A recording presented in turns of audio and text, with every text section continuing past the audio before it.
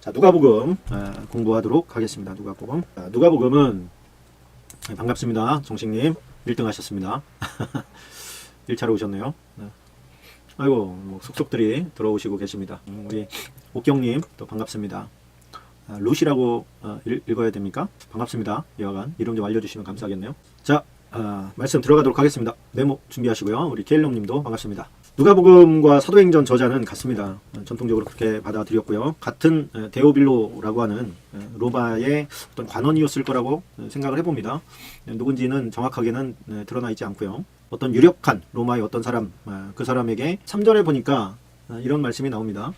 그 모든 일을 근원부터 자세히 미루어 살핀 나도 데오빌로 각하에게 차례대로 써 보내는 것이 좋은 줄 알았노니, 그런 그 표현이 나오죠. 여기서 보니까 근원부터 자세히라고 하는 것은 사복음서 중에서 가장 세밀하게 살펴지고 또 연구해지고 그렇게 해서 나온 결과물이다, 이렇게 우리가 보실 수 있습니다. 물론 그 과정 가운데 우리 성령님께서 함께 했다는 거 우리가 잊으면 안 되겠습니다. 5절에 보니까 이런 말이 나오네요.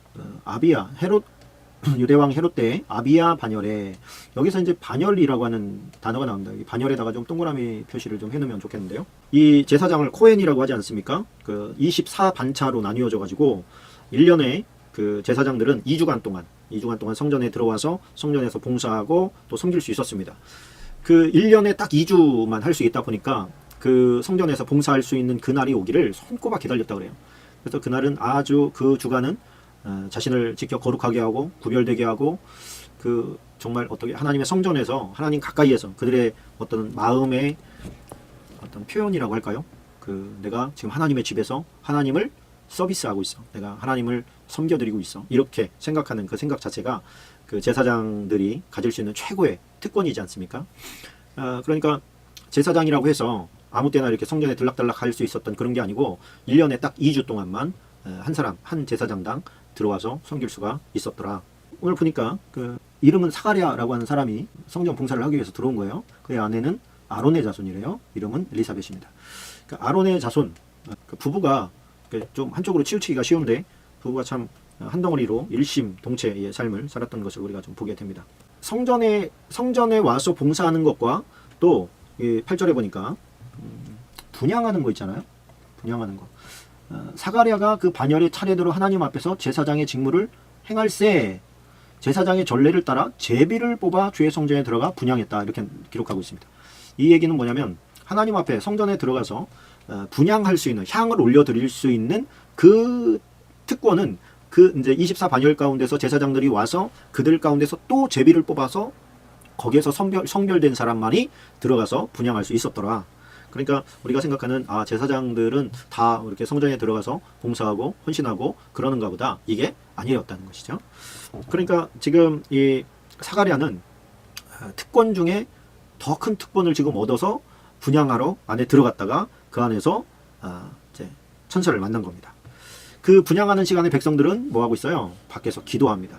그 기도가 뭐 하는 거예요? 하나님 앞에 분향이라는 것은 뭡니까? 향을 바친다, 그런 거 아닙니까? 향을 피워 올려드리는 거예요. 근데 하나님의 요한계시록에 가보면 그 하나님 앞에 향이 성도들의 기도들이라, 이런 표현이 나옵니다.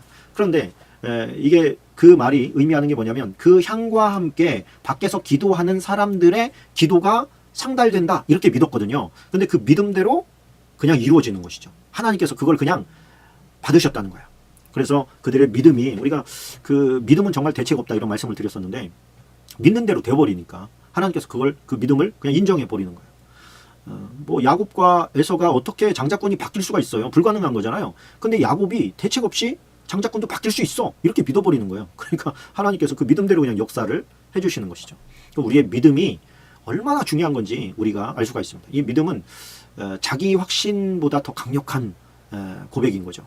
그냥 믿어져 버리는 거예요, 그게. 그래서 믿음은, 어떤 사람은 죽으라고 안 믿어지는 사람이 있는가 하면 어떤 사람은 그냥 들었더니 믿어지는 사람이 있어요. 천국과 지옥에 대해서도 그냥 믿어져. 어떤 사람은 죽으라고 안 믿어지고. 그래서 믿음은 선물이다, 그런 표현을 합니다. 자, 그래서 12절 13절은 박스인데요. 박스 표시하시기 바랍니다. 자, 사가랴가 천사를 본 거죠. 지금 주의 사자가 그에게 나타나 향단 우편에 선지라. 자, 사가랴가 보고 놀라며 무서워하니 천사를 보고 두려워했습니다. 천사가 그 얘기를 해 사가랴여 무서워하지 말라. 너의 간구함이 들린지라 내 아내 엘리사벳이 내게 아들을 낳아 주리니 그 이름을 요한이라 하라. 그러니까 사가랴가 뭐 이때만 기도했겠습니까마는 자기가 이렇게 특별하게 어떤 선출되어지고 뽑혀지고 제비까지 뽑혀져서 하나님 앞에 이 분양하는 그 타이밍, 그 정말 중요한 기회인 거죠. 어떻게 보면 그 밖에서 기도하는 사람들의 무리도 있지만 내가 지금 향을 피우면서 거기에서 향불과 함께 하나님의 보좌로 내 기도가 올라간다고 하니까 거기서 얼마나 기도했겠어요. 또 뭐라고 기도했겠습니까? 하나님 나 자식이 없는데 자식 좀 주십시오. 이렇게 기도했던 것 같아요.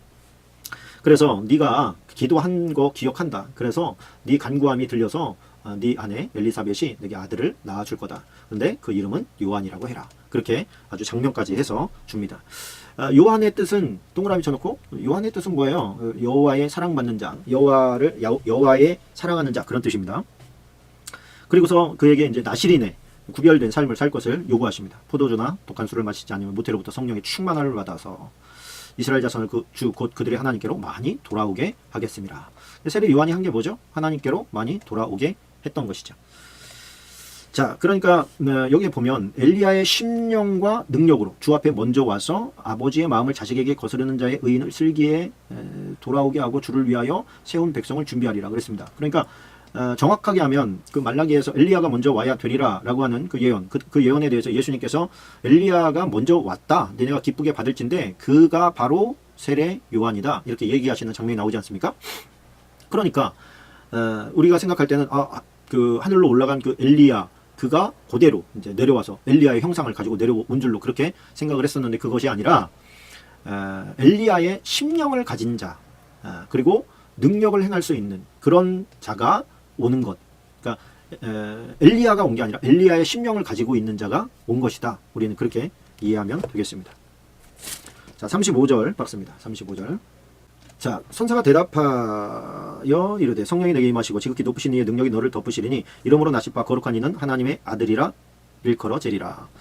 자, 이게 수태구지 아닙니까? 이제는 천사가 마리아에게 와서 네가 너에게 아들을 낳을 건데 그 아들은 하나님의 아들이다. 이런 하나님을 네 몸을 통해서 보낼 거다라고 하는 그런 고지를 하는 그런 장면입니다. 넘어갑니다. 자, 1장으로 넘어가세요. 2장 4절을 잠깐 보십시다. 2장 4절. 밑줄 쳐놓으면 좋겠습니다. 요셉도 다윗의 집 족속이므로 갈릴리 나사렛 동네에서 유대를 향하여 베들레헴이라는 다윗의 동네로 나사렛에서 베들레헴까지 갔다. 그런 얘기입니다. 그러니까 그 원래 요셉이 살던 데가 나사렛인데 나사렛에서 베들레헴까지 갔다가 이제는 애굽에 갔다가 다시 나사렛으로 리턴되어서 오는 그런 과정이 나중에 이제 기술되어집니다. 그 나사렛에서 베들레헴까지는 한 100km 정도 됩니다. 100km 정도를 만삭인 아내와 더불어서 이제 호적하러 내려갔다가 그곳에서 이제 출산을 하지요. 그게 우리의 이제 성탄절 아니겠습니까? 만삭인 아내가 만삭인 아내를 데리고 100km를 간다. 이게 쉬운 일이 아니었지요. 그런데 메시아는 베들레헴에서 태어나야 되었어요. 예언이. 우리가 생각할 때는 임신했는데 그냥 고향에 집에 있으시오 이렇게 얘기할 수도 있는데 그 호적이라고 하는 것 때문에 어쩔 수 없이 내려가는 것이죠. 내려가고 아이도 이제 태어나니까 그게 이제 같이 하려고 했는지는 모르겠습니다만 어쨌든 그 역사의 수레바퀴가 하나님의 섭리에 의해서 굴러가고 있다는 것을 우리가 이 사건을 통해서 볼 수 있는 나름대로는 굉장히 중요한 사건이라고 생각합니다. 자, 8절로 14절까지 박스입니다. 8절로 14절까지 크게 박스를 좀 쳐놓으시기를 바랍니다. 그 지역의 목자들이 밤에 밖에서 자기 양떼를 지키더니 주의 사자가 곁에 서고 주의 영광이 그들을 두루 비추며 크게 무서워하는지라. 천사가 이르되 무서워하지 마라. 보라 내가 온 백성에게 미칠 큰 기쁨의 좋은 소식을 너에게 전하노라. 오늘 다윗의 동네에 너희를 위하여 구주가 나셨으니 곧 그리스도 주시니라. 너희가 가서 강보에 쌓여 구유에 누워있는 아기를 보리니 이것이 너희에게 표적이니라 하더니 호련히 수많은 천군이 그 천사들과 함께 하나님을 찬송하여 이르되 지극히 높은 곳에서는 하나님께 영광이요 땅에서는 하나님 기뻐하신 사람들 중에 평화로라. 예수님이 출생하셨다고 하는 그 사실에 대해서 천사가 지금 예언하는 장면입니다. 여기서 이제 그 증거, 그가 너희들이 이제 가볼 거 아닙니까? 가볼 건데 목자들에게 나타난 것은 뭐냐면 그분이 목자장이기 때문에 이제 목자들에게 먼저 나타났다 이렇게 이제 보는 거예요. 예수님께서 이제 목자장이니까. 그런데 그분이라고 하는 거, 그 다윗의 동네에 뭐 애가 얼마나 낳는지, 얼마나 큰 동네인지 우리가 감이 안 잡히잖아요. 지금 시각으로는 뭐 그렇게 큰 동네는 아니라고 이렇게 하는데 애가 낳았으면 이제 소문이 나기는 하겠지만 어느 집에서 태어난 아기가 이제 약속된 아기인지 모르는데 그것을 위해서 이제 어떤 아기가 약속된 아기냐 이렇게 질문을 했을 때 그 아기는 어떻게 강보에 쌓여 구유에 누여 있는 아기를 볼 거다. 이렇게 어떤 집에서 마구간에다가 애를 신생아를 놓겠습니까? 그런 일이 있을 수가 없잖아요. 그런데 그런 일이 벌어져 있을 거다. 이제 그런 것이죠. 이 마구간은 인간의 마음을 상징하는데 인간의 마음이 어떻습니까? 냄새나고 더럽고 그러나 주님께서 그런 마구간에 들어오시면 그것이 영광된 곳으로 바뀌게 됩니다. 그 박사들이 와서 절을 하고 동방에서 온 박사들이 절을 하고 들어오고 또 누굽니까? 이 목자들이 와서 또 경배하고 참 우리가 예수님께서 우리 마음속에 오시는데 예수님께서 오시면 우리의 더러운 마음도 정결케 된다고 믿습니다. 그분께서 깨끗하게 하시고 우리를 구별하실 줄로 믿습니다. 그래서 제 마음은 너무 더러워서 예수님께서 오시기가 불가능할 거예요. 자, 여기에서 11절에 보면 너희를 위하여 구주가 나셨으니 그런 표현이 나옵니다. 구주가 나셨다. 소텔, 헬라어 그런 단어인데 구주가 여기서 해방자 그런 뜻이에요. 구세주, 해방자, 구원자, 보호자 여러 가지 의미가 있는 단어입니다. 그러니까 예수님께서 오셨다, 내 안에 오셨다라고 하는 것은 우리를 구원하는 것은 당연한 것이고 또 죄와 나를 얽어맸던 여러 가지 중독이라든가 죄들이라든가 뭐 이런 것들에서 나를 해방시켜 주시는 분 그렇게도 우리가 받아들일 수가 있습니다. 또 우리를 보호해 주시는 분으로 받아들여도 괜찮습니다. 예수님이 지금 이제 초림하신 거 아닙니까? 처음 오셨는데 그 옆에다가 성경 메모할 수 있는 곳에다가 이렇게 적으십시오. 초림의 특징이 있어요. 예수님께서 오신 때의 특징이 있다. 그 첫 번째는 뭐냐? 그 예수님께서 하나님의 역사가 믿음으로 말미암아서 순종하는 사람들을 통해서 오셨다는 거예요. 순종하는 사람들. 누가 순종했죠? 마리아가 순종했죠. 요셉이 순종했죠. 자기의 의사와 반하는 그럼에도 불구하고 하나님의 말씀이기 때문에 순종했던 그 사람들을 통해서 왔다라고 하는 것입니다. 또 두 번째는 뭐냐면 하나님의 시간을 기다릴 줄 아는 사람이 되어야 된다는 거예요. 조급함은 일을 그르칩니다. 사단은 꼭 그 서두르게 만들어요. 빨리 해. 뭐 이런 거죠. 빨리 해. 근데 성령께서는 좀 기다리게 하시는 것 같아요. 늘 기다려라. 하나님께 기도하고 그 다음에 하나님께 묻고 그러고 가라. 성경에 보니까 신기한 게 뭐냐면 하나님께 물어본 사람들의 행적은 거의 실수가 없어요. 우리가 가만히 생각을 해보면 하나님 앞에 묻는다고 해서 하나님께서 즉각 응답하시고 뭐 그런 건 아니잖아요. 그죠?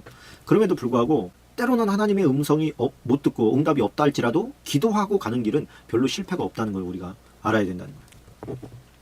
그 개인의 하나님께서 정하신 때 그때가 있습니다. 우린 그거를 좀 믿어야 되겠죠. 자, 40절에 보니까 40절에 좀 밑줄을 쳐놓으면 좋을 것 같습니다. 아기가 자라며 강하여지고 지혜가 충만하며 하나님의 은혜가 그의 위에 있더라. 이 아기는 이제 예수님이시죠. 예수님이 자라시면서 우리가 이제 그 어린 아이들을 보면서 축복 기도해 줄 때 이 내용을 가지고 많이 기도해 주시면 좋을 것 같습니다. 자라며 강건한 축복이 있을지어다. 육체적인 강함과 정신적인 건강함이 있을지어다. 또 지혜가 충만하고 정신적으로 우월한 탁월함을 갖게 될지어다. 또 하나님의 은혜가 너의 위에 영적인 또 성장의 복이 너의 위에 있을지어다. 이렇게 축복하면서 기도해주면 참 좋겠다. 그런 생각을 하면 자녀에 대한 축복으로. 자, 이거를 얘기를 해야 되겠죠? 할까 말까 조금 갈등이 됩니다. 좀 어떻게 보면 얘기가 길어질 것도 같고. 이거는 조금 그 의미를 좀 두고 상징성을 가지고 좀 봤으면 좋겠습니다. 예수님께서 같이 있는 줄 알았어요. 이제 고향으로 돌아가고 있는데 예수님이 같이 있겠지. 예수님 같이 있는 줄로 알았는데 가다 보니까 예수님이 없는 거예요. 예수님이 없다 보니까 예수님이 어딨냐? 그러고서 친족 가운데서 이제 막 찾기 시작합니다. 친족 가운데서 찾기 시작하는데 없는 거예요. 다 뒤져봤는데 없는 거예요. 그래서 찾으면서 예루살렘으로 돌아갔어요. 사흘 후에 성전에서 만났습니다. 그가 선생들 중에 앉아서 그들에게 듣기도 하고 묻기도 하셨다. 그리고 듣는 자가 다 그 지혜와 대답을 놀랍게 여겼다. 그렇게 되어 있습니다. 그 옆에다가 좀 이렇게 적었으면 좋겠어요. 주님을 잊어버리고도 옆에 있는 줄로 착각하면서 살아갈 수 있다는 거예요. 우리가 분명히 예수님과 함께 출발을 했겠지요. 예수님과 함께 걸어가는 길이 있었습니다. 우리가 이게 신앙생활이라는 게 예수님과 함께 걷는 거거든요. 예수님과 동행하는 거예요. 예수님과 함께 가다가 예수님이 내 옆에 없는데 본인이 생각할 때는 계속 예수님을 옆에 계시다고 믿는 거예요. 내가 예수님 계속 믿고 있어 이러면서 가는 거예요. 사실은 예수님이 없는데 놓쳤는데 잃어버렸는데 자기 스스로가 그렇게 생각하는 것이죠. 그런 때 어떻게 해야 돼요? 우리는 사람들 가운데서 막 설랑설레하면서 찾아다닐 게 아니라 어디로 가야 된다는 거예요? 성전으로 가야 된다는 거예요. 성전으로. 그 주님을 내가 잃어버렸네 이렇게 생각이 되면 사람들로부터 찾으려고 하지 말고 예배당으로 가십시오. 성전으로 가서 주님을 찾으십시오. 이런 얘기를 좀 해드리고 싶습니다. 자, 49절에 보면 이런 말씀이 나옵니다. 49절. 예수께서 이르시되, 자, 여기 이렇게 말합니다. 그의 부모가 보고 놀라며 그의 어머니는 이르되, 아이야, 어찌하여 우리에게 이렇게 하였느냐? 보라, 내 어머니와 내가 근심하여 너를 찾았노라. 자, 이건 뭐예요? 지금 예수님을 지금 책망하고 있는 마리아를 보게 되는 것이죠. 당연히 우리는 예수님이 혼날 짓을 했네 이렇게 생각할지 모르겠습니다. 근데 그게 아닙니다. 예수께서 이렇게 말합니다. 예수께서 이르시되, 어찌하여 나를 찾으셨나이까? 내가 내 아버지 집에 있어야 될 줄을 알지 못하셨나이까? 자, 그랬는데 그 부모가 그가 하신 말씀을 깨닫지 못하더라 그랬습니다. 깨닫지 못했다는 말은 뭐냐면 예수님의 말씀이 진리였는데 그 진리의 말씀을 얘기를 해줘도 이해하지 못했다는 거예요. 깨닫지 못했다는 거예요. 그러니까 예수님께서는 지금 여기서 변명을 하는 게 아니에요. 변명을 하는 게 아니라 지금 뭐 하냐면 떠올리게 하는 거예요. 뭐를? 마리아를, 또 요셉을. 마리아에게 그 천사가 얘기해 줄 때 뭐라고 얘기합니까? 이러므로 나실 바 거룩한 이는 임마누엘이라고 하리라. 하나님이에요. 하나님이 우리와 함께 계시다는 거예요. 그러니까 네가 낳을 그 아기는 엘이에요. 엘. 그러니까 하나님이 네가 낳을 그 아기가 하나님이고 그 하나님이 우리와 함께 있는 거 그게 네가 태어날 그분이다. 예수다. 구세주다. 이 얘기를 하는 건데 그때는 그게 뭔지 알았어요. 마리아가. 그런데 지금 이 응애 아기로 태어나신 거 아닙니까? 예수님께서. 그리고 그 예수님을 양육하고 젖먹이고 씻기고 기저귀 갈아 끼우고 하다 보니까 그거를 잊어버린 거예요. 마리아가. 이분이 어떤 분인가를 잃어버린 거예요. 그리고 지금 예수님을, 다시 말하면 하나님을 지금 책망하고 있는 거예요. 왜 속색이냐고. 왜 이렇게 하는 거야? 막 그러면서 또 얼마나 그 놀란 가슴에 막 호통을 쳤겠습니까? 그때 예수님께서 뭐라고 하냐면 내가 내 아버지 집에 있어야 될 줄을 알지 못하셨나이까? 이렇게 말하는 거예요. 그러니까 요셉이 지금 옆에 있거든요. 그 모가 보고 놀라며 그렇게 말하잖아요. 그러니까 엄마 아버지가 지금 같이 그 자리에 있는데 아버지가 있는데 내가 내 아버지 집에 있어야 될 줄을 모르셨습니까? 이렇게 얘기하는 거예요. 그러니까 듣는 아버지, 육신의 아버지였던 이 요셉이 좀 어떻게 보면 이게 뭐지? 이게 맞는 말 같기도 하고 틀린 말 같기도 하고 뭐 이렇게 생각할 수 있지만 그 말은 진리였어요. 요셉에게도 말하는 것이고 마리아에게도 말하는 거예요. 예수님께서, 저는 이 광경을 만약 이렇게 봤다면 예수님을 책망하는 마리아와 요셉에 대해서 반대로 예수님께서 그들을 책망하고 있다 이렇게 보여집니다. 뭐냐면 내가 내 아버지 집에 있는 거를 그걸 왜 생각을 못했냐 이 얘기예요. 그런데 그 이야기를 들었지만 놀란 가슴을 이게 이제 찾았구나 하는 안도감 때문에 그 예수님께서 하신 말씀을 제대로 이해를 하지 못한 겁니다. 그래서 우리가 좀 뭐라 그럴까요? 예수님이 누군지 우리는 잘 모릅니다. 솔직히. 여러분 예수님이 누구신지 아십니까? 다 파악하고 계십니까? 여러분들이 평생 동안 하나님의 말씀을 죽어라고 판다면 예수님의 몇 프로나 이해할 수 있을 것 같아요. 성경에서 말하고 있는 그 내용이 예수님에 대한 전부라고 생각하십니까? 택도 없는 소리입니다. 택도 없는 소리. 그분은 영원 전부터 계신 분이에요. 영원 전부터 계신 분을 여기에다가 어떻게 담습니까? 말도 안 되는 것이죠. 또 거기에서 우리가 경험해야 될 예수님은 또 얼마나 엄청나신 분일 거예요.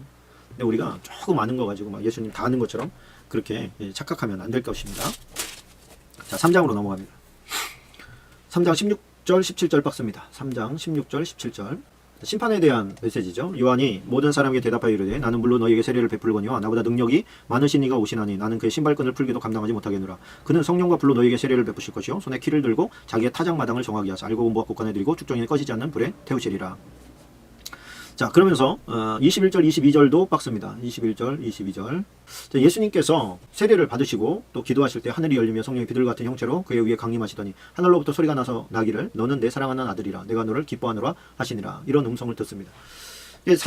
성령 세례와 더불어서 심판주가 오실 거다 그런 얘기거든요. 좀 위에서 우리가 읽은 것은 성령과 불로 너에게 세례를 베푸실 것이요 손에 키를 들고 타작마당을 정하게 해서 알곡은 모아 곡간에 들고 축정이 꺼지지 않는 불에 태우시는 그분이 온다 이런 것이죠. 그게 누구예요? 그게 예수님이시다 그런 거예요. 그리고 그분은 나는 물로 세례를 줄 뿐이지만 그분이 오시면 성령과 불로 너희에게 세례를 베푸실 것이다. 그렇게 이야기를 하는 것이죠. 또 하나님의 그분은 그냥 탁월한 어떤 인류 역사에 태어난 성인 내지는 능력자, 뭐 권능자 이런 뜻이 아니라 하나님의 아들이다. 내 사랑하는 아들이라. 그러니까 예수님은 성부 하나님의 아들인 거예요. 아들. 그걸 분명히 하고 넘어갑니다. 그리고 예수님께서 30살쯤 지금 사역을 시작하셨다. 그렇게 보면 됩니다. 구약 성경을 보면 아마 잠깐 이제 계보가 좀 잠깐 나오죠. 36절에 보면 여러분 시간 나실 때 가인한 여기다 동그라미를 좀 쳐놓으시고 한번 뒤져보면 재미난 기록들이 많이 나옵니다. 여기에서 보면 좀 성경 구약 성경하고 이름이 약간 좀 다르게 나옵니다. 그 헤보라고 하는 사람이 에벨을 말하는 거예요. 에벨. 그러니까 구약 공부하셨던 분들은 에벨 이렇게 될 텐데 셀라입니다. 셀라. 좀 구약과 신약의 그 이름명이 약간씩. 자, 4장으로 넘어가겠습니다. 4장 13절 밑줄 치고 왔으면 좋겠습니다. 4장 13절입니다. 마귀가 모든 시험을 당한 후에 얼마 동안 떠나라. 예수님께서 시험 당하는 장면인데 마귀는 하나님의 아들인 예수님께도 시험을 하는 존재고, 그리고 그 언제든지 하여튼 시험을 해서 이제 쓰러뜨리려고 하는 그런 아주 악한 놈이다. 그래서 패했다 그래서 영원히 떠나는 게 아니고 아주 잠시 동안, 얼마 동안 떠나는 존재다. 그러니까 우리가 신앙생활하다가 시험에서 이길 때가 있지 않습니까? 유혹에서 이겼어요. 굉장한 성취감을 느끼고 기쁨도 있습니다. 근데 그거 오래 못 가요. 마귀는 또 도전하고 또 도전하고 또 도전을 합니다. 그래서 하여튼 어떻게 해서든지 넘어뜨리고 잡아뜨려서 사단의 밥을 만들려고 끝까지, 우리가 죽을 때까지 포기하지 않아요. 정말 포기하지 않는 놈이 사단입니다. 그래서 우리는 공동체가 왜 필요하냐면 사람은 그 의지가 강할 때가 있고 약할 때가 있습니다. 약할 때 어떻게 해요? 주변에서 도와줘야 되는 거예요. 또 나이가 들면 또 의지가 약해지죠. 그럴 때 어떻게 합니까? 주변에서 도와줘야 되는 거예요. 동역하면서 함께 가야 돼요. 요즘에 나 혼자 신앙생활하는 교회 안 나가 신자들이 많다고 하지 않습니까? 위험한 것입니다. 왜 그러냐면 사람이 좋을 때만 있는 게 아니고 연약할 때도 있고 나약할 때도 있고 시험에 들 때도 있어요. 그럴 때 공동체가 함께 어깨를 짊어매고 같이 가는 겁니다. 그래서 성경 공부하시는 여러분들 가운데 나는 사람들 많은 거 싫어. 나는 그냥 혼자 신앙생활해도 충분하다고 생각해. 그렇게 생각하시는 분들은 좀 생각을 바꾸시기를 부탁을 드립니다. 16절로 19절까지 박스입니다. 16절로 19절까지 박스 쳐놓으시고요. 예수께서 그 잘하시는 곳 나사렛에 이르사 안식일에 늘 하시던 대로 회당에 들어가 성경을 읽으시려고 서심해 선지자 이사야의 글을 드리거늘 책을 펴서 이렇게 기록된 데를 찾으시니, 여기다가 찾으시니에다가 좀 동그라미를 치셔요. 이게 무슨 얘기냐면 예수님께서 이렇게 성경을 딱 폈더니 거기, 이게 아니고 뒤적뒤적 하면서, 혹은 이렇게 두루마리처럼 되지 않았습니까? 두루마리를 계속 넘기시고 감으시면서 그 부위를 찾으셨다는 거예요. 찾으시고서 이렇게 읽으시는 거예요. 주의 성령이 내게 임하셨으니. 임하셨죠? 예수님께. 이는이 뭐라는 거예요? 임하신 목적은 가난한 자에게 복음을 전하게 하시려고 내게 기름을 부으시고, 이미 성령이 임하시는, 성령이 비둘기같이 임했다고 그랬잖아요. 그게 뭐예요? 기름, 여기서 말하는 기름은 성령을 말하는 겁니다. 그래서 우리가 기름 부으심이라고 할 때에 그 기름이라는 것은 성령을 말하는 거예요. 성령을 부어주시옵소서. 성령이 임하게 하여 주옵소서. 그런 뜻입니다. 성령이 또 오신 목적이 뭐예요? 나를 보내사 포로된 자에게. 여기서의 포로는 뭐예요? 지금 로마에 압제된 이스라엘을 말하는 게 아니라 죄악과 사단에게 묶여있는 죄악의 포로들을, 그 포로들에게 자유를 주기 위해서. 눈은 떠 있는데, 눈 먼저 소경을 말하는 게 아니라 영적인 세계를 보지 못하는 사람들에게 다시 영적인 세계를 볼 수 있게 함을 전파하며, 귀신에게 눌려서 자유를 잃어버린, 매여서 종노릇하며 살아가는 자에게 자유를 주기 위해서 또 하나님의 은혜의 해를 전파하게 하려고 나를 보내셨다. 그리고 책을 덮으시고 뭐라고 하냐면 이 글이 오늘 너희의 귀에 응하였다. 이렇게 말씀하시는 거예요.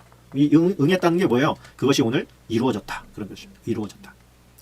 그러니까 그것을 손꼽아 기다렸거든요. 유대인들은 정말 간절히 이것을 기다렸는데, 이 사람들 뭐라고 얘기하는지 아십니까? 요셉의 아들이잖아. 이런 거예요. 요셉의 아들이잖아. 이렇게 이제 비아냥거린 겁니다. 그 얘기는 뭐냐면 요셉이 그렇게 훌륭한 사람은 아니었던 것 같아요. 우리가 볼 때 그 마리아를 데려오고 마리아를 보호하고 이런 걸 보면 얼마나 훌륭합니까? 그럼에도 불구하고 요셉과 이런 거죠. 야, 요셉의 아들이 뭐 그렇게 대단하다고, 이런 거예요. 또 갈릴리잖아요, 여기가. 그러니까 사람들이 인정을 하지 않는 거예요. 제가 그런 걸 느낍니다. 영적인 세계에 있어서, 영적인 세계는 정말 이루 말할 수 없이 광범위하고, 정말 광범위한데 마음을 열지 않으면 안 보이는 게 또 그 세계. 마음을 열고 봐야지 그 세계가 보이는 거예요.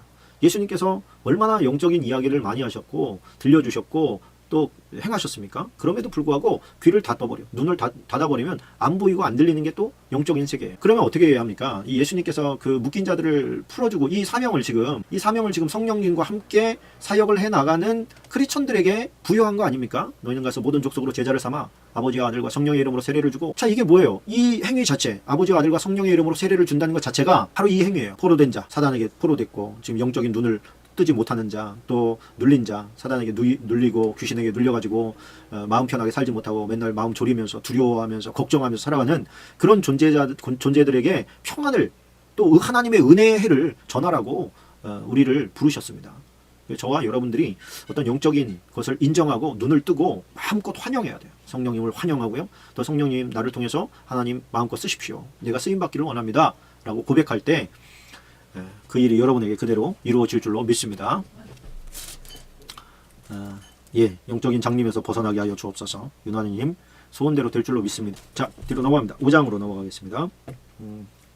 5장에 가봅시다. 5장에 가보면 이제 베드로를 부르는 장면이 나오죠. 2절에 보니까 이런 표현이 나옵니다. 호숫가에 배 두 척이 있는 것을 보시니 어부들은 배에서 나와서 그물을 씻는지라. 무리가 몰려와서 하나님의 말씀을 들을 때 예수는 게네사렛 호숫가에 서서 호숫가에 배 두 척이 있는 것을 보고 어부들이 배에서 나와서 그물을 씻어요. 이 모습을 보면 이 시간은 지금 뭐냐면은 아침 이른 시간이라는 얘기예요. 저 여기서 보면 그물이 나옵니다. 그물. 여기서 그물에다 동그라미를 쳐주시고요. 이 그물은 요즘처럼 나이론이 아니에요. 나이론이 아니고 세마포예요. 세마포다 보니까 낮에는 왜 낚시질을 안 하냐면, 낚시질이 아니라 그물을 내릴 수가 없냐면 세마포는 투명한 게 아니에요. 그렇죠? 물고기들도 바보가 아니잖아요. 눈물 물고기들이 가끔 있긴 합니다만 이게 색깔이 분명한 그물이 내려오면 당연히 이게 그물을 땡기는 것과 물고기가 헤엄쳐서 도망가는 것이 뭐가 더 빠르겠어요. 그 맑은 바다에, 그 맑은 호수에 저쪽에서 그물을 이상한 게 와. 그러면 거기에 가만히 이렇게 나를 좀 잡수셔 그러면서 들어갈 물고기가 어디 있냐 말이에요. 그러니까 어떻게 해요? 낮에는 그물질을 못합니다. 밤에 한단 말이에요. 밤에 물고기들도 눈 뜨고 자잖아요. 동작이 느려요. 밤에는. 그때 이제 슬그머니 내려가지고 이렇게 뜬다는 말이에요. 그런데 이제 물고기를 못 잡았잖아요. 그 다음에 해야 될 게 뭐냐면 그물 손질을 해야 돼요. 왜? 세마포로 만들어놔서 얘를 깨끗하게 치우고 말리지 않으면 다음날 가지고 나갈 수가 없어. 왜? 이게 약해져요. 곰팡이 쓸 수도 있고 이게 나일론이 아니다 보니. 그래서 이 사람들은 지금 허탈하게 그것을 다 청소하고 씻고 그 다음에 이제 햇빛에 말려야 되는 그런 상황인 거예요. 예수님께서 배 좀 쓰자. 그리고서 조금만 떼어줘. 그리고서 이제 배를 떼어준 거죠. 배 떼어놓고 이쪽에서는 예수님께서 이제 선두에서 이제 말씀을 전하시고 뒤에서는 그냥 손질해도 되니까 당신은 그냥 말씀하시고 그러면 우리는 이쪽에서 씻을게요. 그리고서 이제 씻고 있는데 예수님 아무래도 씻다 보니까 예수님의 말씀도 들리잖아요. 또 그렇게 막 가르침을 주고 있는데 옆에서 소란스럽게 이거를 정리할 수도 없고 그러니까 조용조용히 하다 보니까 예수님의 말씀이 이제 들리는 것이죠. 그리고서 베드로한테 말씀 끝내고서 시몬에게 뭐라 그럽니까? 4절에 보니까 말씀 마치시고 시몬에게 이르되 깊은 데로 가서 그물을 내려 고기를 잡으라. 그렇게 말합니다. 깊은 데로 가서 그물을 내려 고기를 잡으라. 쉬운 결정이 아니죠. 그죠? 쉬운 결정이 아니죠. 이게 지금 다 씻어서 지금 이제 막 말리기만 하면 되는데 이거를 만약에 지금 가서 또 물을 내리면 지금 했던 이 작업을 또 해야 된다는 얘기예요. 그러니까 이 작업을 했던 그 어부들로서는 결코 반갑지 않은 거예요. 결코 반갑지가 않아요. 그런데 뭐라고 합니까? 시몬이 대답하여 이르되 선생님 우리들이 밤새도록 수고하였을 때 잡은 것이 없지만 말씀에 의지하여 내가 그물을 내리리이다. 자, 여기서 말하는 말씀에 의지하여 라는 말은 뭐냐면 당신의 말을 듣다 보니 뻥치실 분은 아닌 것 같아서 내가 그물을 내리리이다. 그래서 이제 원문으로 보면 예수님께서는 뭐라고 하십니까? 가서 그물들이에요. 그물들. 여기서 그냥 단수로 표현을 했는데 그물들, 네트가 아니라 네츠, 그물들을 내려서 고기를 잡으라. 그렇게 돼 있는데 여기서 시몬은 뭐라고 하냐면 내가 그물을 단수예요. 몇 개 있었던 모양이에요. 몇 개 있는데 이런 것이죠. 말씀을 들어보니 이게 뻥치실 분 같지는 않은데 좋습니다. 한번 해보겠습니다. 그런데 다 내린다는 건 좀 무리가 있습니다. 저희들 평생 이거 고기만 잡으면 살았거든요. 지금 고기 안 잡히거든요. 이런 거였던 것 같아요. 당신 체면도 있고 하니까 제가 한번 내려드릴게요. 뭐 이런 거였던 것 같아요. 그래서 가서 그물을 내렸는데 그물을 딱 올려보니까 어라 세상에 고기들이 얼마나 많이 잡혔는지 힘이 많아. 그물이 어떻게 해요? 찢어져요. 그물이 찢어져. 나이롱은 안 찢어져요. 근데 세마포는 찢어져요. 그러니까 어떻게 합니까? 이걸 들어 올렸다가는 밑에 그냥 주저앉고 말아요. 그냥 찢어져 버리고 말아요. 그거를 물고기를 대충 이렇게 올려놓고 그것을 어떻게 해야 돼요? 이제 그 퍼담아야 돼. 물고기를 퍼담아야 돼. 퍼담다 보니까 세상에 2배의 체험에 잠기게 되었더라. 그렇게나 많이 잡힌 거예요. 그러니까 이 얘기는 무슨 얘기예요? 지금 아까 제가 설명했던 거랑 반대로 생각을 하면 물고기가 저쪽에서 그물이 이렇게 오는데 세상에나 예수님께서 아마도 물속에 있는 물고기들에게 명령하셨던 모양이에요. 얘들아, 그물 내려올 텐데 순교해라. 이렇게 그랬더니 물고기들이 그러고서 막 그물로 막 달려드는 거예요. 죽으라고 달려드는 거예요. 나는 반드시 순교해야 돼. 막 그러면서 막 그물로 마구 들어가니까 이게 말이 그물이 찢어지게 생겼죠. 나도 데리고 가라고. 막 그러면서 막 그물로 들어가고 어떻게 저 뱃속으로 점프하면 안 되나? 막 이러면서 올라가고 하여튼 새겨 들으세요. 알았죠? 네. 그렇게 해서 이제 물고기들이 너무 많은 모습을 봅니다. 그러면서 베드로가 이제 뭐라고 합니까? 8절에 보니까 7절로 11절까지 빡습니다. 7절로 11절 무릎 아래에 엎드려 이르되 주여 주여 나를 떠나소서 나는 죄인이로소이다. 이렇게 고백하는 것이죠. 왜 죄인이라고 하는 겁니까? 지금 예수님께서 그의 마음을 아실 뿐만 아니라 그의 마음이 그 사실을 믿지 못하고 있었고 또 예수님의 말씀에 전적으로 순종하지 못하고 있었기 때문에 그 사실 자체가 자신의 허물이고 또 믿음이 없었다는 것을 반증해 주잖아요. 그 부족한 믿음에도 불구하고 예수님께서 넘치도록 보상해 주시잖아요. 근데 그 보상을 즐기라고 말씀하시지 않고 네가 나를 따라와라. 그러면 네가 이제부터 물고기가 아니라 사람을 취하리라. 다른 본문에 보니까 사람을 낚는 어부가 될 거다. 이렇게 말씀을 하십니다. 자, 이 사건을 통해서 이제 우리에게 주는 교훈이 있습니다. 일단은 뭐냐면 베드로에게 그물을 요구하시잖아요. 그물이 아니라 배를 요구하시잖아요. 배 좀 빌리자. 이렇게 배 좀 빌리자. 우리에게도 요구하실 때가 있습니다. 네 시간 좀 다오. 혹은 네 건강 좀 다오. 네 젊음 좀 다오. 네 물질 좀 다오. 이렇게 주님께서 요구하실 때가 있어요. 네 잠도 좀 줘라. 너 좀 몸 좀 써줄래? 이렇게. 근데 육신적으로도 놀랍게 주님께서 보상을 해주시죠. 두 번째는 온전히 순종해야 된다는 거예요. 불완전한 순종은 자신을 부끄럽게 만듭니다. 결국에는. 그래서 순종하려면 아예 그냥 완전히 순종해버려야 된다는 거예요. 그물들 다 내려서 물고기 잡아라. 그랬으면 아마 그래도 한 달 동안은 그냥 먹고 살 거 주시지 않았겠어요? 말씀을 순종해야 된다는 거 아는데 귀찮아. 이 귀차니즘이 이게 요즘에 얼마나 힘든 문제인지 몰라요. 우리 다 알아. 그죠? 기도해야 된다는 거 알고 뭐 예배 때마다 가서 기도해야 된다는 거 알고 그런데 가기가 힘든 거예요. 귀찮은 거야 한마디로. 왜? 피곤하니까. 어쨌든 순종하는 자에게 복이 있는 줄로 믿습니다. 하여튼 이 방송 듣는 여러분들은 그 아주 미친 물고기들처럼 말씀이라면 하여튼 무조건 순종하시기를 축원합니다. 세 번째는 뭐냐면 얼마나 베드로는 그 어부로서 전문가예요. 그죠? 어부로서 전문가잖아요. 평생에 잔뼈가 굵은 사람인데 그럼에도 불구하고 예수님만 못했다는 걸 우리가 알아야 됩니다. 어떤 부분은 우리가 아유 주님 이 부분은 말씀 안 하셔도 됩니다. 제가 예수님보다 더 잘합니다. 예수님은 목수였었잖아요. 아니 목수가 물고기 잡는 거에 대해서 알아봐야 얼마나 알겠어요. 그러나 상황은 다르다는 거예요. 그래서 우리가 아무리 내가 자신 있는 분야라 할지라도 겸손을 유지해야 되는 거예요. 겸손하게 주님 앞에 도움을 청할 수 있는 사람이 진짜라는 거예요. 할렐루야. 네. 그리고 이 사건을 통해서 예수님께서는 베드로와 야고보와 요한을 건지십니다. 낚으시죠. 너희는 이제부터 내가 너희를 낚았다. 너희도 다른 사람을 낚는 어부가 되라. 좋습니다. 우리가 아무리 자기 실력이 좋다고 하더라도 예수님만 하겠습니까? 누가? 어느 파트든 어느 분야든 간에. 베드로의 그 순종의 특징이 있어요. 그 특징을 한번 살펴보면 옆에 뭐 적을 수 있는 분은 적어주시면 좋습니다. 첫 번째는 뭐냐면 육체의 피로를 극복했다는 거예요. 얘기했잖아요. 이게 물고기가 많이 잡힐 때가 더 피곤합니까? 하나도 안 잡힐 때가 더 피곤합니까? 하나도 안 잡힐 때 훨씬 더 피곤한 거죠. 그 육체의 피로 가운데서 그물 정리까지 마쳤는데 다 이제 마치고 이제 집에 가서 한숨 늘어지게 자야 되겠다 그러는데 그물 깊은 데로 가서 깊은 데로라는 건 뭐예요? 다시 노를 저어서 저 밖은 가서 거기서 그물을 내리라는 거예요. 됐습니다. 거기까지. 그건 너무 피곤해서 지금은 물고기 잡힐 시간도 아니고요. 이렇게 할 수 있잖아요. 그럼에도 불구하고 육신의 필요를 극복하고 가서 순종했더라. 두 번째는 우리가 미흡하긴 했습니다만 예수님의 말씀 앞에 자신의 경험과 상식을 포기했다는 것. 이것도 또 중요한 교훈입니다. 세 번째는 자존심을 극복했다는 거예요. 자존심. 어부의 자존심. 이게 예수님은 그 뭐 잘 모르실 거 아니에요. 그 이 시간에 그죠? 해가 벌겋게 떴는데 이 시간에 가서 건물을 내리라는 것 자체가 얼마나 베드로가 볼 때는 이게 말이 안 되는 상황인데 아까도 말했죠. 말씀에 의지해서 그물을 내립니다. 그러니까 우리가 주님 앞에 순종할 때에 하나님의 은총과 은혜와 축복을 받는 비결도 뭐냐면 내 머릿속에 이해는 안 돼. 내 머릿속으로는 납득이 안 되고 받아들일 수도 없어요. 그런데 예수님께서 하라고 하니까 할 때 거기서 은혜가 있는 거예요. 거기서 축복이 있는 거예요. 내가 볼 때는 저 인간 뭐 예를 들어서 사람이 좀 부부간에 좀 싸움이 있다고 하십시다. 싸움이 있는데 아이고 내가 저 인간한테 사과를 해. 내가 저 인간을 풀어. 내가 저 인간을 용서를 해. 이런 마음이 있을 수 있잖아요.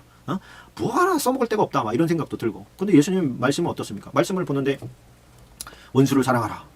이거 떠오르는 원수가 딱 있네. 너라 내 남편 이거 왼수인데 왼수. 그 왼수를 사랑하라니. 왼수를 사랑해. 어떻게 사랑해? 나는 못 사랑해. 그런 왼수는 사랑을 해줘봐야 소용이 없어. 일찍 죽는 게 주여 도움입니다. 이렇게 막 속에서 터져 나오는 말이 있다 할지라도 그냥 그 말씀에 예수님의 말씀이니 순종하겠습니다. 그리고서 사랑합니다. 그러면서 문자라도 틱틱 보내고 그 다음에 차마 나오지 않는 말이지만 사랑합니다. 사랑하기를 원합니다. 이렇게 얘기해주면 거기서 아름다운 열매가 맺는 것이죠. 할렐루야죠. 아멘이시고 아멘 좀 해봐요. 자, 아멘인 줄로 믿습니다. 자, 16절, 저는 이 16절이 또 중요하다고 생각합니다. 16절 보니까 예수는 물러가서 한적한 곳에서 기도하시니라. 자, 여기에 보니까 제가 우리 그 손정희 원장님 말씀 들으면서 제가 이 구절을 읽는데 또 그분 우리 원장님이 생각이 나요. 뭐냐면 예수님의 소문이 더 커졌어요. 수많은 무리가 말씀도 듣고 자기 병도 고침을 받을까 해서 모여와요. 근데 예수님은 뭐 하셨어요? 한적한 곳에서 기도하셨어요. 그러니까 사역이 먼저가 아니라 기도가 먼저다라고 하는 겁니다. 기도가 먼저다. 그래서 하나님과 독대하는 시간이 없는 사역자는 너무너무 위험한 사역자입니다. 하나님과 독대하는 시간을 많이 가질 수 있는 여러분들 되시기를 주님의 이름으로 축원합니다. 축원합니다. 예. 자, 뭐 중풍병자 고친 장면이 나오는데 우리가 마가복음에서 했기 때문에 넘어가도록 하겠습니다. 자, 6장까지만 하도록 하겠습니다. 오늘 6장 27절로 31절입니다. 6장 27절로 31절 빡습니다. 그러나 너희 듣는 자에게 내가 이르노니 너희 원수를 사랑하며 이거 알고 한 거는 아닌데 원수를 사랑하는 말이 나왔네요. 원수가 있나봐 이 안에서. 그죠? 우리 여신님이 오늘 남편님한테 막 싸붙였다고 그랬는데 회개하시길 바랍니다. 회개하셔야 돼요. 얼마나 훌륭한 남편님한테 그렇게 싸붙이시고 그러세요. 신경질 내시고. 자, 그러나 너희 듣는 자에게 내가 이르노니 너희 원수를 사랑하며 너희를 미워하는 자를 선대하며 너희를 저주하는 자를 위하여 뭐하라? 축복하며 너희를 모욕하는 자를 위하여 기도하라.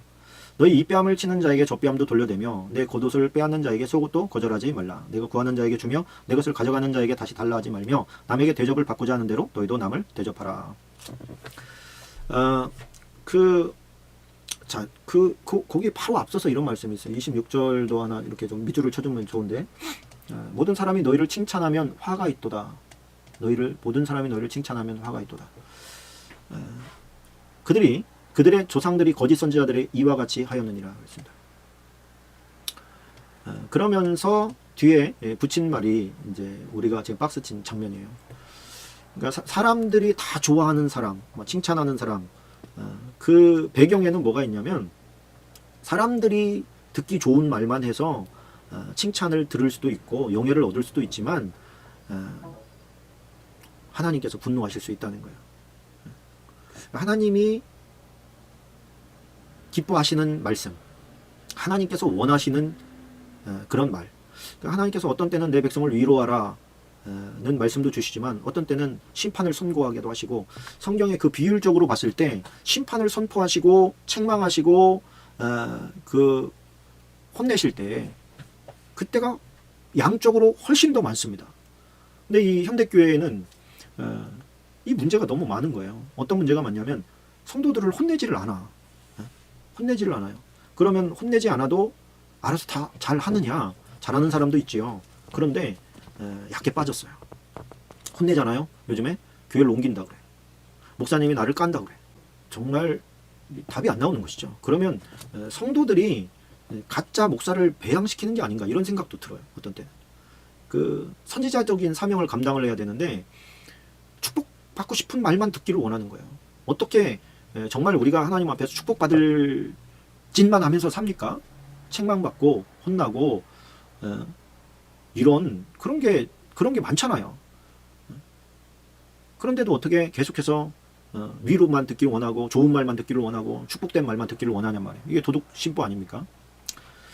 그러면서 예수님께서 이제 원수를 사랑하라 이런 말씀을 주십니다.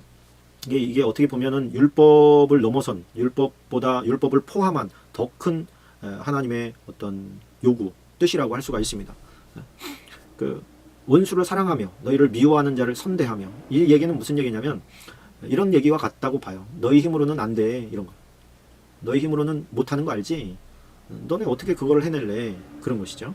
그런데 어떻게 하면 성령님의 도우심이 있으면 이것이 되는 줄로 믿습니다. 또 우리가 성령님에게 요청을 하면 하나님 나 이런 상황이 어떻게 해야 될지 모르겠어요. 너무너무 밉고 싫고 또 죽기보다도 정말 징그러워요. 그런데 어떻게 해야 돼요? 이렇게 물을 수만 있다면 하나님께서 칭찬해 주실 줄로 믿습니다. 여기 뒤에 보면 너희를 욕하는 자를 위하여 기도해주고 저주하는 자를 축복해주고 입뺨치는 자에게 젖밤도 돌려대요. 이런 게 뭐냐면 이제 내 마음 상하지 않기를 원하는 그리고 내 마음이 성숙되기를 원하는 하나님의 마음을 지금 담고 있어요. 그러니까 나를 원수 대하듯이 대하는 저 사람에게 관심이 있는 게 아니라 그 사람을 대하는 내 태도에 하나님의 관심이 다 가 있다는 거예요. 저 사람에 대해서 얘가 너를 이렇게 막 지지고 볶고 너를 못 살게 구는데 그래 너가 어떻게 행동하는지에 대해서 관심 있어. 너 어떻게 행동할 거니? 이렇게 주님께서 보시는 것이죠. 그때 우리는 어떻게 됩니까? 주님이 말씀하신 것처럼 할 때 주님이 기뻐하는 거예요. 야, 너 그런 모욕을 듣고 그를 위해서 기도할 맛이 나냐? 너 그렇게 상처를 너에게 줬는데 너 그를 위해서 축복할 수 있다는 것이 너 많이 컸구나. 이런 거죠. 너 훌륭해졌구나. 이쪽 뺨 때리면 저쪽 뺨 돌려대라는 건 뭐냐면 그 사람의 마음이 풀릴 때까지 한번 맞아주는 거예요. 육체적으로 힘들고 괴롭지만 너 그 사람의 마음이 풀린다면 신나게 맞아줘봐. 그런 거예요. 그러니까 이게 참 이제까지 우리가 살아온 이 생활 방식 혹은 고정관념, 배운 지식들 이런 거랑은 완전히 반대 방향으로 가는 것입니다. 그래서 이 부분에 대해서 주님 나는 이런 일이 벌어질까 봐 두려워요. 나는 이런 일이 벌어지면 백전백패일 거예요. 난 두렵습니다. 이런 일 할 수 없을 것 같습니다. 그런데 만약에 일어난다면 주님 저 좀 도와주셔서 이 말씀 가운데 한 개라도 실천할 수 있게 해주세요. 또 지금 내가 딱 그런 인간이 있는데 주님 내가 아주 그냥 이가 갈리는데 내가 그 인간을 위해서 축복하기를 원합니다. 내가 하고 싶어서가 아니고 주님이 하라고 하니까 그냥 말씀에 의지해서 그 축복 기도문이라도 좀 하겠습니다. 마음은 안 당겨서 죄송합니다. 그러면서 축복 기도라도 하세요. 그러면 그것이 시작이 되는 거예요. 사단은 그걸 너무너무 싫어하는 거예요. 그렇게 되면 다 삑살이 나. 사단의 계획이. 하나님께서는 그렇게 해야 좋은 열매가 맺어진다는 것을 알아요. 알아. 그러니까 아까 우리가 나눴던 것처럼 순종할 때 거기서 기적이 일어나는 거지 순종하지 않는데 아무 일도 안 일어나요. 순종하지 않는다는 것은 달리 말하면 사단이 원하는 대로 살아가고 있다는 거예요. 사단이 원하는 방식으로. 아멘입니다. 우리 보니까 정식님 오셨네요. 하나님께서 우리 정식님에게 힘 주실 것을 믿습니다. 저는 의심하지 않습니다. 하나님 앞에 도움을 구하시고 또 하나님이 기쁘게 행복하게 그렇게 용서할 수 있는 마음과 어여삐 여길 수 있는 마음 그 길로 인도하시는 줄로 믿습니다. 우리는 할 수 없어요. 그죠? 우리는 할 수 없습니다. 주님이 도와주시지 않으면 우리는 아무 일도 못합니다. 연약한 존재거든요. 우리가 그걸 인정할 때 비로소 하나님의 능력이 드러나기 시작합니다. 바울이 고백한 대로라고 생각합니다. 내가 약할 때 오히려 주님이 높아지시고 강력한 힘이 드러나게 되는 거. 우리가 할 일은 약한 것을 고백하는 거예요. 그냥 나는 안 되겠어요, 주님. 하고 싶어요, 근데. 하고 싶은데 저는 지금 너무 힘들어요. 잘 안 돼요. 근데 하고 싶어요. 정말 주님의 말씀에 순종하고 싶어요. 베드로가 육신의 피곤을 이겨내고 순종했던 것처럼 자신의 고정관념과 이제까지 살아온 그런 어떤 삶의 그런 생활 패턴을 포기하고 하나님의 말씀에 그냥 순종했던 것처럼 오늘 나에게 주신 이 말씀대로 나도 그렇게 원수를 좀 한번 사랑해 볼 수 있도록 나를 이끌어가 주십시오. 내 의지를 주님께 드립니다. 성령님께 드립니다. 나를 그냥 조종하세요. 나를 지배해 주세요. 이렇게 기도할 때 성령님께서 도와주실 줄로 믿습니다. 이렇게 기도하고 마치도록 하겠습니다. 아름다우신 주님, 저희같이 이렇게 부족한 사람에게 너무 고급된 훌륭한 그런 인격으로 나아갈 수 있는 길을 보여주셔서 감사합니다. 그 말씀대로 우리에게 이루어지게 하여 주옵소서. 우리의 마음이 정말 옥토가 되어지고 주님께서 무엇을 심든지 30배, 60배, 100배의 결실로 드러날 수 있도록 역사해 주옵소서. 보아하니 아버지 하나님, 삶의 현장 가운데 너무 버겁고 힘든 지체들이 있습니다. 아버지 하나님, 여러 가지 위기 가운데 있는 지체들도 있습니다. 마음이 무겁고 힘들고 원망스러워서 그 마음이 무척 슬프고 괴로운 심령들도 있습니다. 그러나 우리가 하나님의 말씀 앞에 있습니다. 우리가 하나님의 얼굴 앞에 있습니다. 주님의 도우심의 손 앞에 있습니다. 이제 의지합니다. 주님, 우리의 모든 죄를 씻기시고 이 고난과 또 이 어지러움과 또 힘듦을 통하여서 우리가 정결케 되어지고 깨끗하게 되어지는 역사가 일어날 수 있도록 역사해 주옵소서. 주님을 떠나지 않겠습니다. 주님과 멀어지지 않겠습니다. 주님이 하라는 대로 순종하려고 애쓰겠습니다. 주님 나를 붙잡아 주옵소서. 예수님의 이름으로 기도하옵나이다. 아멘.